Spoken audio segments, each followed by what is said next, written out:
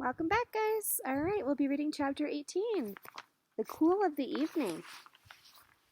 In the cool of the evening, when shadows darkened the fairgrounds, Templeton crept from the crate and looked around. Wilbur lay asleep in the straw. Charlotte was building a web, and Templeton's keen nose detected many fine smells in the air. The rat was hungry and thirsty. He decided to go exploring. Without saying anything to anyone, he started off. "Bring me back a word," Charlotte called after him. "I shall be writing tonight for the last time." The rat rumbled something to himself and disappeared into the shadows. He did not like being treated like a messenger boy. After the heat of the day, the evening came as well as a welcome relief to all. The Ferris wheel was lighted now. It went round and round in the sky and seemed twice as high as by day. There were lights on the midway, and you could hear the crackle of the gambling machines and the music of the merry-go-round and the voice of the man in the Beano booth calling numbers. The children felt refreshed after the nap.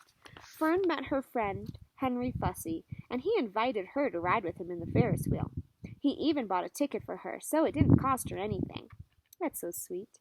When Mrs. Arable happened to look up into the starry sky and saw her little daughter sitting with Henry Fussy and going higher and higher into the air, and saw how happy Fern looked, she just shook her head. My, she said, "Henry Fussy, think of that," just like Dr. Dorian said. Templeton kept out of sight. In the tall grass behind the cattle barn, he found a folded newspaper. Inside it were leftovers from somebody's lunch. A deviled ham sandwich, a piece of Swiss cheese, part of a hard-boiled egg, and the core of a wormy apple. The rat crawled in and ate everything. Then he tore a word out of the paper, rolled it up, and started back to Wilbur's pen. Charlotte had her web almost finished when Templeton returned, carrying the newspaper clipping. She had left a space in the middle of the web. At this hour, no people were around the pig pen, so the rat and the spider and the pig were by themselves. "I hope you brought a good one," Charlotte said. "It is the last word I shall ever write." "Here," said Templeton, unrolling the paper. "What does it say?" asked Charlotte. "You'll have to read it for me." "What do you think it says?" "It says humble," replied the rat. "Humble," said Charlotte. "Humble has two meanings. It means not proud, and it means near the ground. That's Wilbur all over. He's not proud, and he's near the ground." "Well, I hope you're satisfied," sneered the rat. "I'm not going to spend all my time fetching and carrying. I came to this fair to enjoy myself, not deliver papers." "You've been very helpful," Charlotte said. "Run along if you want to see more of the fair." The rat grinned. "I'm going to make a night of it," he said. "The old sheep was right. This fair is a rat's paradise. What eating, and what drinking, and everywhere good hiding and good hunting. Bye-bye, my humble Wilbur. Fare thee well, Charlotte, you old schemer. This will be a night to remember in a rat's life." I'm glad to see that Templeton's enjoying himself. He vanished into the shadows. Charlotte went back to her work. It was quite dark now. In the distance, fireworks began going off, rockets scattering fiery balls in the sky. By the time the Arables and the Zuckermans and Lurvy returned from the grandstand, Charlotte had finished her web. The word humble was woven neatly in the center. Nobody noticed it in the darkness. Everyone was tired and happy.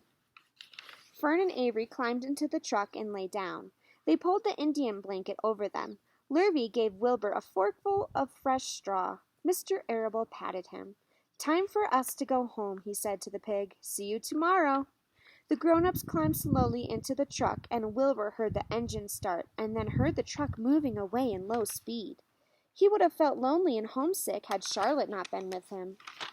He never felt lonely when she was near. In the distance, he could still hear the music of the merry-go-round. As he was dropping off to sleep, he spoke to Charlotte. "Sing me that song again about the dung in the dark," he begged.